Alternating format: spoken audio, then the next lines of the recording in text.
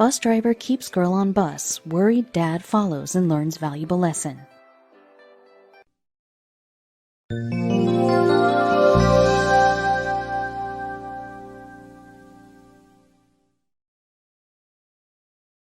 He put his foot on the gas and came around the corner. Trying to hide, he stopped behind a parked car and slumped down in his seat. He looked out of his window and looked at her.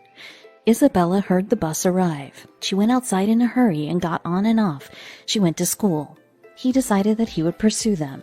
He thought everything was okay, but when he saw the truth, he felt sick to his stomach. Was he to blame? 11-year-old Isabella and her father, Philip Peary, lived in Utah. Their morning routine consisted of her dad getting ready and leaving to get to work before the sun comes up, while Isabella has to get ready for school by herself and get to the bus on time.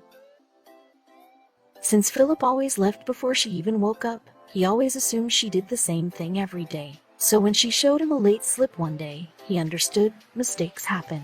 But when she started bringing home more, he knew something was wrong. Isabella was a happy child. Philip worked hard to ensure that. Even though he never brought home a lot of money, he always used it cleverly to make sure everyone was happy. Plus, money isn't always everything. Philip's biggest supporter was his wife, Patricia. She was always by his side, making sure he wasn't worrying like he was prone to doing. But neither of them could have imagined what would happen next. But after Isabella turned 3, tragedy struck. Patricia was diagnosed with a terminal illness and after a grueling 6-year struggle, passed away. Philip didn't have his rock anymore. He threw himself into his work instead of turning to grief. He told himself that no matter what, he would make sure that Isabella, his everything, would be well taken care of. But because of his dedication to his work, she had no one to help her get ready before she had to go to school. After Isabella's mother passed away, she became an independent child. She was responsible for getting up early and getting ready for school before catching the bus herself. She felt that it was too much for just a child, but she understood why her father was doing what he was. If he could be strong, so could she told herself. After 2 years of practicing this routine, problems started appearing that Philip was unaware of. Isabella started bringing home late slips from her school. Philip did what any responsible parent would and sat her down for a chat. But Isabella didn't want to talk about it. She was trying to hide the truth from him. She would always change the subject if he brought it up. Philip wasn't satisfied with this and wanted to figure out what was really going on. But he had to make sure she didn't know about his plan. Philip had thought of a plan. He would take a bit of time off work to see where Isabella would go and what made her late every day. Was she lying to him about taking the bus? He drove back to his neighborhood and parked his car around the corner from their house. He scooted down so he wouldn't be visible and he waited. He saw the bus arrive and Isabella came out of the house and boarded it just like she said she did. Perplexed, he tailed the bus to her school and that's when he noticed it. He understood that his daughter was struggling without her mother there. He wished it could have been different, but neither of them could help it. But he didn't know that she had changed like this. Was it his fault? It's really hard when a young child experiences the loss of their parent. Isabella was no different. She didn't have someone with a mother's intuition helping her as she grew up. Philip knew he could never help her the way her mother did. He was about to remember that again from what he saw. After what Philip saw, he decided to ask her about it during their dinnertime meal. He tried to do it the right way by being calm and understanding. He asked her about her sleeping schedule and if that's why she was late. But Isabella shook her head and didn't say anything. He knew that she would never openly tell him, so he'd have to confront her with what he'd seen. And when he did so, she stared at him in disbelief. He asked her why she would stay on the bus after all the other children left. He knew that's why she was always late.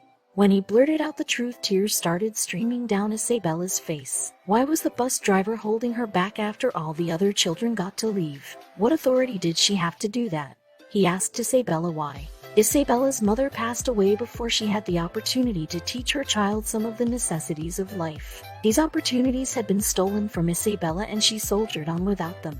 Philip didn't understand her difficulties nearly as much as he had thought.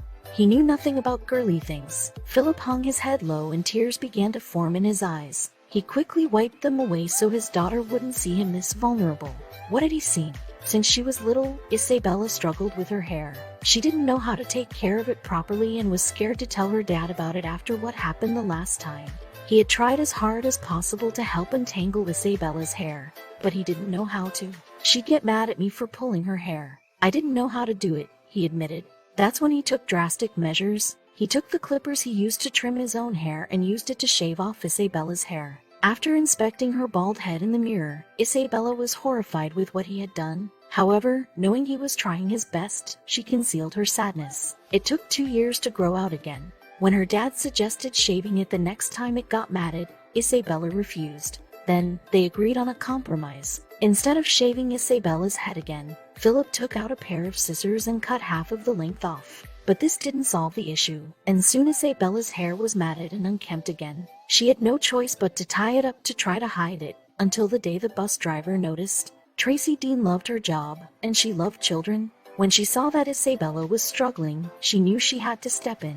She saw that Isabella's hair had been cut the night before and suspected that her dad had no idea how to style it. She asked her to stay behind on the bus and whipped out a hairstyling kit from her handbag. Soon, Isabella and Tracy's hairstyling sessions became routine. Tracy would comb Isabella's hair out every morning and plait it into a French braid. I could tell she was struggling with her hair. We usually do 2 French braids first, and once in a while she just wants 1 braid, Tracy admitted in an interview. But why did she do it? At first, it was slow going. It took a full week of 10-minute sessions for Tracy to slowly untangle Isabella's hair. She had been slightly late for school on those days, but Tracy knew it was important. She has 4 children at home, one who is almost Isabella's age. But when Isabella began to open up about her mom, Tracy couldn't hold back. When Tracy heard about Isabella's mom, she started to cry. It was a story that was close to her own heart. Tracy revealed that in the past, she had had cancer herself, just like Isabella's mom. She knew she was lucky to have pulled through and was grateful that she could still be there for her children. 7 years ago, I found out I had breast cancer, and that's one of the things that went through my head, Tracy said, pausing to hold back the tears. Who is going to take care of my little ones? Not that my husband couldn't do it, but you know, that's what moms do. They do their kids' hair, Tracy added. I didn't just survive for my husband or my children. I survived for these kids on the bus that need somebody to talk to or do their hair or whatever, Tracy explained in an interview. I also taught how to brush her hair. She'd get on the bus and she'd say, I brushed my hair. Does it look good? I'll say, you did awesome. Naturally, when Philip found out about Tracy and Isabella's morning routine, he was dumbfounded.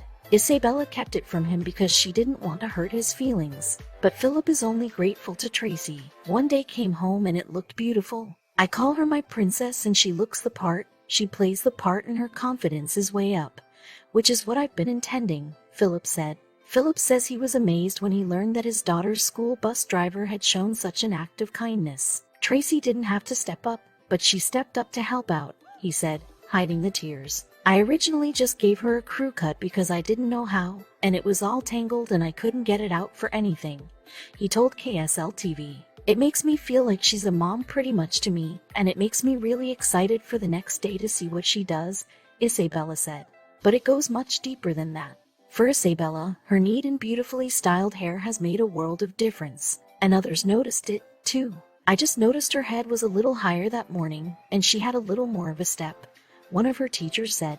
Like many heartwarming stories, news of Dean's act of kindness spread like wildfire thanks to social media. Netizens shared their thoughts on the story. One user commented, loving this. Truly a wonderful reminder of what a contribution kindness is, for both the gifted and the gifter.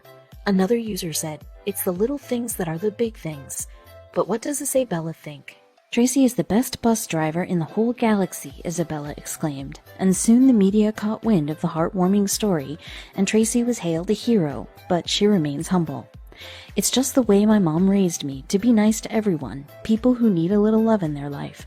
I like to give all of the kids a chance, even the naughty kids, she chimed.